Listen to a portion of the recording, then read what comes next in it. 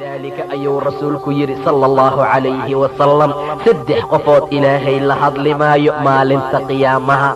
رب لما هد لما لنت آخر سدح قفوت أمدك مدعا ما لنت آخر إلهي لهد لما ولا يزكيهم من طهراي ولا ينظر إليهم حقوذ مفيرناي ولهم عذاب أليم عذاب حنهم بضن واليه وسدح قفوت أمدك مدعا ربي أيان هدلين هذا النحاريس له ربي أيان طهيرين أو دنبق إيا حمانتان لغا نذيفينين إلهي أيان فيرينين أو النحاريس له أو رحمة له أيان لغو فيرينين عذاب حنون بضن ويليهين مثل كوا وشيخ الزاني وأضي معاسي بضن وقف دقاري هدنا عاسئة هدنا زانئة حمانت أيو سنكهري مع ذلك وأضي وشيخ أيو يرزانئة رسولك صلى الله عليه وسلم إله وحو نعب يهي دبك وعصاد عرودي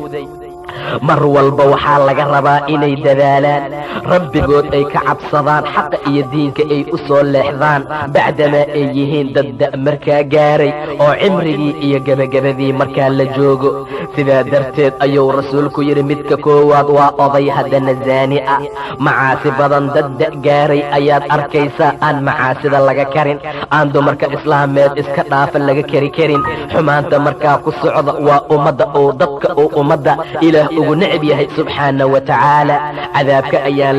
laga nadiifinayn oo laga badbaadinayn rabbi ayaan la hadlaynin rabbi ayaan tahiraynin cadaab xanuun badanna markaa waa leeyahay rabbigaa ka cabsa haddaad ku dhahdo od ubatuu ku leeyahay maanta dhinac ayaan ubatee iga xisho ciroola naarta way ka xishootaa war xaaladu sidaa ma aha war rabbigiinka sariigta da haddii la gaaro waxaa loo baahan yahay in cibaadada loo go'o in khayrka iyo wanaagga lagu dadaalo weliba mufasiriintu waxay yireen aayadda ilaah oo yiri awalam nucammirkum maa yatadakkaru fiihi man tadakkar wajaa'akum an-nadhiir waxaa loola jeedaa miyaan idin cimri siinin waa 18 sano qole ayaa ku fasirtay qole ayaa tiri waa 40 sano waa 60 sano say noqotaba qofku waa inuu mar walba cimriga alla siiyo oo aad uga faa'iidaysto macaasi iyo xumaan inuu ku dhameeyo waqtigiisa ma aha war dumarku fitnadoodu aad ayay u adag tahay maca daalika ayuu rabbi in badan nooga digay inaan iska ilaalino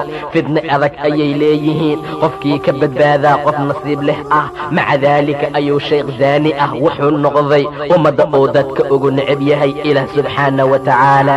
wajaa'akum an-nadhiir cirada ayay ku fasireen mufasiriinta gobolka mid ah midka labaad waa malik kadaab ah ayuu yidhi nebiga waa boqor ama madaxweyne beenlow ah ummadda ayuu maamula melig ayuu u noqday qori caaradeed ayuu wax ku maamuli karaa amarkiisa ayaa fulaya haddana been ayuu ummadda u sheegaa been ayuu ku maamulaa wax beenta ku khasbaaya ayaan jirin ileen ummadoo dhan asagay ka dambeeyaan midka saddexaadna waa caa'il iyo faqiir mustakbir ah oo isla weyn oo kibir badan ayuu yidhi salawaatullaahi wasalaamuhu calayh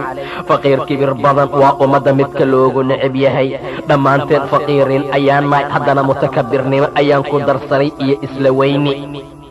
waa soo baxayaa asagoo shilin uu isku furta uusan haysanin labiska uu wato waa labiskay gaaladu wadan jireen laba gabdhood ayuu dhexda ugu jiraa sigaarka ayuu cabaa sidii waxaad u malaysa xuural cayntii alla tilmaamay inuu markaa ku dhex jiro lalama hadli karo wax looma tilmaami karo maca daalika diinta alla ayuu iskala weyn yahay ileen kibirka la tilmaamaayo waa xaqa oo la diido diinta alla oo laga santaaga iyo ummadoo la xaqiree caa'il mustakbir ummadda ayuu ugu necab yahay ilaahay waa faqiir kibir badan aan xaqa iyo diinta alla lagu karin daacada alla ku soco aan laga kari karin